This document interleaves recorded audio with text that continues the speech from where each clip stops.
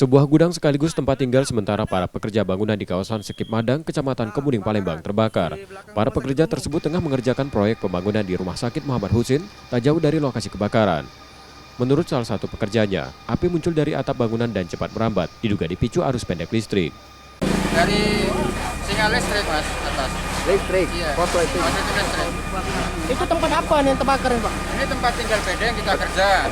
Malam tidur di sini, kadang istirahat siang, kita sambil tidur, terbangun lagi. Nah, ini pas kerja tadi. Barang apa aja yang hangus Pak? Ya, anak-anak itu ada yang uang, kemarin gajian, ada yang Pakaian Pak ya? identitas, pakaian semua, Mas, bakar, Mas. Api padam tak kurang dari 3 jam setelah petugas damkar dan 3 unit mobil pemadam kebakaran dari 2 pos damkar diturunkan di lokasi kebakaran. Kita mengeluarkan 3 unit, jadi ada unit 2 unit dari pos Merdeka dan 1 unit dari pos Kemuning tadi. Penyebab api, asal api. Belum tahu kita. Masih unit nggak? Nah, Ada korban luka mungkin Pak? untuk korban sejauh ini belum ada untuk korban. Tidak ada korban dalam insiden ini, dan penyebab pasti kebakaran masih diselidiki polisi, yang sudah melakukan olah TKP setelah padamnya api.